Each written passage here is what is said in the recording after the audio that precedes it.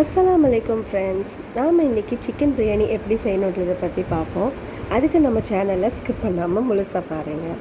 First ஒரு கடாயை எடுத்து சிக்கன் அரைக்கிறதுக்கு தேவையான தண்ணி ஊற்றிக்கோங்க. அது கூட 1/4 ஸ்பூன் மஞ்சள், 1/4 ஸ்பூன் கரம் மசாலா, 1 ஸ்பூன் இஞ்சி பூண்டு பேஸ்ட்டை சேர்த்துக்கோங்க. சேர்த்து நல்லா அவைய வச்சு எடுத்துக்கோங்க. அதுக்கப்புறம் பிரியாணிக்கு தேவையான ஒரு பெரிய கடாய் எடுத்துக்கோங்க. அதில் தேங்காய் எண்ணெய், 100 கோல்டு வின்னர், 2 ஸ்பூன் நெய் இது கூட சேர்த்துக்கணும்.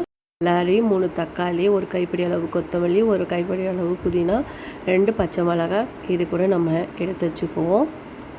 சூடானதுக்கப்புறம் ஒரு பட்டை, 4-5 கிராம்பு, ஒரு 3 ஏலக்காய், ஒரு ஜாதி பத்திரி, அப்புறம் ஒரு அன்னாச்சி பூ இது கூட சேர்த்துருக்கோம். நல்லா சூடாகணும். இந்த மாதிரி ஸ்டேஜில் நம்ம என்ன செய்யணும்னா 3 பல்லாரி நல்லா நீல வாக்கில் கட் பண்ணி அதை எடுத்து வச்சுருக்கணும். அதை நம்ம இந்த எண்ணெயோடு சேர்த்துக்கணும். எண்ணெய் நல்லா சூடானதுக்கப்புறம் இந்த வெங்காயத்தை அது கூட சேர்த்துக்கணும். நம்ம நீல வாக்கில் கட் பண்ணியிருக்கணும். அது நல்லா பொன்னிறமாக வதங்குற வரைக்கும் நம்ம நல்லா வெங்காயத்தை வதக்கி விடணும். எவ்வளோக்கு எவ்வளோ நம்ம வெங்காயத்தை நல்லா பொன்னிறமாக வதக்குறோமோ அவ்வளோக்கு அவ்வளோ பிரியாணி நல்லா டேஸ்ட்டாக நம்மளுக்கு வரும். நல்லா வதக்கி விடுவோங்க. நல்லா ப்ரௌனாக வர அளவுக்கு நம்ம வெங்காயத்தை நல்லா வதக்கி விடணும். பார்த்திங்கன்னா தெரியும் பொன்னிறமாக வந்திருக்கு.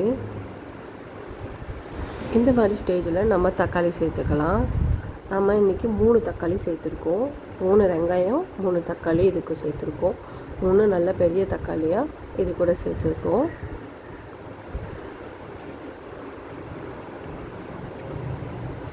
தக்காளி நல்லா வதங்கணும். அதுக்கப்புறம் ஒரு கைப்பிடி அளவு கொத்தமல்லி, ஒரு கைப்பிடி அளவு புதினா நம்ம சேர்த்து வச்சுருக்க போட்டுருக்கோம். அப்புறம் 2 பச்சை மிளகாய் இது கூட சேர்த்து நம்ம நல்லா கிண்டி விட்டுக்கணும்.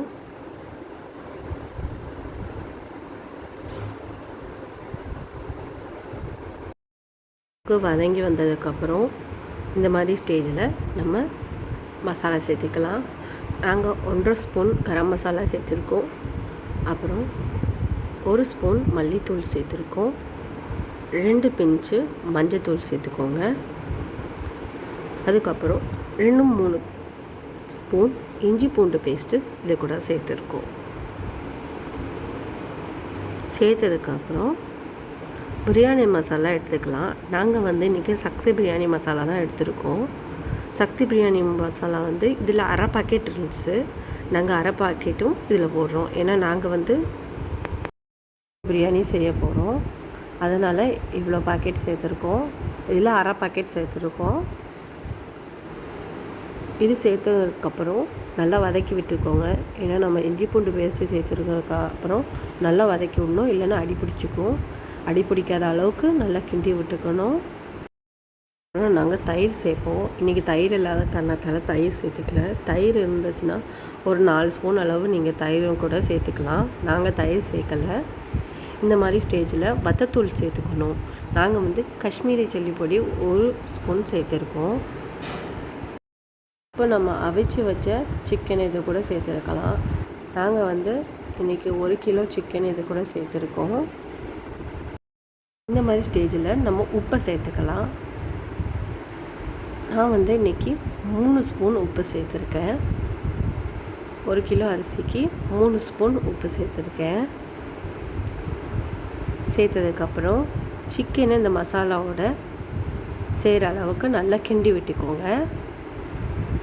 இப்போ நம்மளுக்கு வெங்காய தக்காளி சிக்கன் போட்டதுக்கப்புறம் அதுலேருந்து கொஞ்சம் தண்ணி பிரியும். அது வரைக்கும் நம்ம வெயிட் பண்ணுவோம். பார்த்திங்கன்னா தெரியும் நல்லா தண்ணி பிரிஞ்சிருக்கு. வெங்காய தக்காளி சிக்கன் சேர்த்ததுக்கப்புறம் இந்த மாதிரி தண்ணி பிரியும். இப்போ இந்த ஸ்டேஜில் மூடி வச்சுக்கோங்க. நாங்கள் இன்றைக்கி காப்படிக்கு 3 உலக்கு அரிசி சேர்த்துருக்கோம். நம்ம அரிசி களைய வச்சு ஊற வச்சுப்போம். 5 நிமிஷம் ஊற விடுங்க. ரொம்பவும் ஜீரக சம்பா அரிசியும் ஊற விடாதீங்க. இப்போ நம்ம தண்ணி சேர்க்கலாம். தண்ணியோட அளவு எப்படின்னா 3 உலக்கு அரிசிக்கு நாங்கள் 5 உலக்கு தண்ணி இது கூட சேர்த்துருக்கோம். தண்ணி நல்லா கொதி வரணும். அந்த ஸ்டேஜில் தான் நம்ம அரிசி சேர்க்கணும். நம்மளுக்கு பிரியாணி நல்லா பண்ணணுன்னா கண்டிப்பாக தண்ணி நல்லா கொதிக்க விடணும். கொதி வந்ததுக்கப்புறம் சேர்த்துக்கணும். அப்போ தான் நம்மளுக்கு நறுக்கரிசி இல்லாமல் வரும். இப்போ இந்த ஸ்டேஜில் நம்ம ஒரு லெமனை புழிஞ்சு எடுத்துக்கலாம். நாங்கள் சின்ன சைஸ் லெமனாக ஒரு லெமன் புழிஞ்சு இது கூட சேர்த்துருக்கோம். நம்ம அதுக்கப்புறம் கொதிக்க விட்டுடலாம். கொதி வந்ததுக்கப்புறம் நம்ம அடித்து வச்ச அரிசியை இது கூட சேர்த்துக்கலாம். எவ்வளோக்கு எவ்வளோ நம்ம நல்லா கொதி வந்ததுக்கப்புறம் அரிசி சேர்க்குறோமோ அவ்வளோக்கு அவ்வளோ நம்மளுக்கு பிரியாணி நல்லா தம்மாகி வரும். நிறைய பேருக்கு நறுக்கரிசி விழுந்துடும். காரணம் என்னென்னா நல்லா கொதி வர்றதுக்கு முன்னாடியே அரிசி சேர்த்துருவாங்க. அதே மாதிரி அரிசியும் நல்லா வடிகட்டி நீங்கள் இது கூட சேர்த்துக்கோங்க. சேர்த்ததுக்கப்புறம் நம்மளுக்கு இதை கிண்டி விட்டுடலாம். மசாலா எல்லாமே இது கூட சேர்ந்து வர அளவுக்கு நம்ம நல்லா கிண்டி விட்டுடலாம். கிண்டி விட்டு நம்ம தட்டை போட்டு மூடிடுவோம். தட்டி போட்டு மூடினதுக்கப்புறம் ஒரு 5 நிமிஷத்துக்கு ஒருக்க நம்ம பார்த்துக்கலாம். ஏன்னா நம்மளுக்கு அரிசி அடி பிடிக்காமல் இருக்கணும். அதனால் அப்பப்போ ஒரு 5 நிமிஷத்துக்கு எடுத்து கிண்டி விட்டுருக்கோங்க. இப்போ நம்ம தட்டை போட்டிருக்கோம். இப்போ எடுத்துருவோம். 5 நிமிஷத்துக்கு அப்புறம் நம்மளுக்கு ஓரளவுக்கு நல்லா வெந்து வந்திருக்கு. இந்த மாதிரி டைமில் நம்ம கொஞ்சம் கிளறி விட்டுக்கலாம். இப்போ ஓரளவுக்கு நம்மளுக்கு நல்லா வெந்து வந்திருக்கு. இன்னும் நல்லா வேகணும். இந்த டைம் நீங்கள் கொஞ்சம் சிம்மில் வச்சே செய்யுங்க. அப்போ தான் நம்மளுக்கு அடி பிடிக்காமல் வரும்.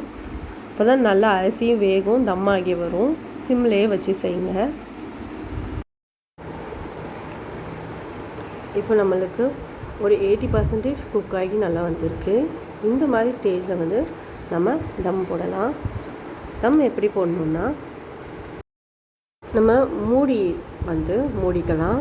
மூடி நான் வெயிட்டுக்கு குக்கரை வச்சுருக்கேன். குக்கரில் தண்ணி உள்ளே வச்சுருக்கேன். உள்ளே வச்சு அது அப்போ தான் வெயிட்டாக இருக்கும். அதனால் குக்கரில் தண்ணி வச்சு நாங்கள் வெயிட்டுக்கு வச்சுருக்கோம். பார்த்திங்கன்னா தெரியும் ஸ்க்ரீனில். இந்த மாதிரி தான் வெயிட்டுக்கு வச்சுருக்கோம். சிம்லே தான் இருக்குது. பார்த்திங்கன்னா நல்லா தம்மாகி வந்திருக்கு. இந்த மாதிரி ஸ்டேஜில் நம்ம டவல் யூஸ் பண்ணிக்கலாம். நல்லா இதுக்குன்னே நாங்கள் ஒரு டவல் வச்சுருக்கோம். இந்த டவல் யூஸ் பண்ணி நம்ம தட்டை போட்டு மூடி வச்சுக்கலாம். இதுக்கு எப்போ தேவையோ நம்ம சர்வ் பண்ணிக்கலாம். நம்மளோட சேனல் பிடிச்சிருந்தால் லைக் பண்ணுங்கள், ஷேர் பண்ணுங்கள், சப்ஸ்கிரைப் பண்ணுங்கள்.